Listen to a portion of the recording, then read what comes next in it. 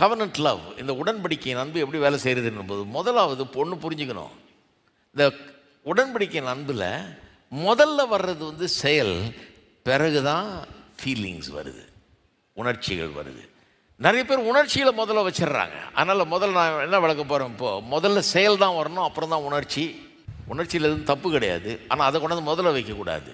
அன்புங்கிறது Bible படி பார்த்தீங்கன்னா செயல், அப்புறம் தான் அது உணர்ச்சி. அன்பை வேத வசனம் எப்படி போதிக்குதுன்னு பாருங்கள். உடன்படிக்கையின் அன்பை வேத வசனம் எப்படி போதிக்குது? அதை செயல் என்று போதிக்கிறது, உணர்ச்சி பிறகு தான் வருதுன்னு போதிக்குது.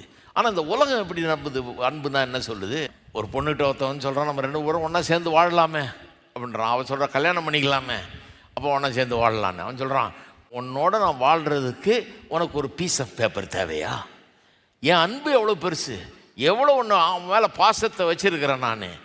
என் இருதயம் ஒன்னே யோசிச்சுட்டு இருக்குது, உன் கூட தான் வாழ விரும்புகிறேன், ஒரு பீஸ் ஆஃப் பேப்பர் எதுக்கு அப்படிங்கிறான். அப்படி ஒரு பொண்ணு என்கிட்டே கேட்குது, அவன் சொல்கிறது கரெக்டு தானேங்க, அதில் என்ன தப்பு இருக்குன்னு. ஏன்னா அவருடைய அன்பே போதுமா, அவ்வளோ பாசத்தை மேலே வச்சுருக்கான், ஏன் சேர்ந்து வாழக்கூடாது? நிறைய பேர் வாழ்கிறாங்களே, அதில் என்ன தப்பு? ஒரு விதமாக அன்பை பார்க்குறான். எப்படி பார்க்குறான்? அன்புங்கிறது ஃபீலிங். உன்னை பற்றி நான் என்ன ஃபீல் பண்ணுறேன், எவ்வளோ பெரிய பாசம் எனக்குள்ளே இருக்குது, எவ்வளோ பெரிய உணர்ச்சிகள் எனக்குள்ளே இருக்குது அப்படிங்கிறது தான் அவனுக்கு அன்பாக தெரியுது. ஆனால் வேதம் அப்படி சொல்லலை. அன்பை ஒரு செயலாக சொல்லுகிறது. உலகம் எப்படி பார்க்குது? அதை ஃபீலிங்காக பார்க்குது, அல்லது இன்னொரு விதத்தில் பார்க்குது. அது ஒரு பெரிய பள்ளம் போலவும், அதில் போய் தெரியாமல் விழுந்து அடி போடுறோம் பாருங்கள், அதான் ஃபாலிங் இன் லவ்ன்றாங்க.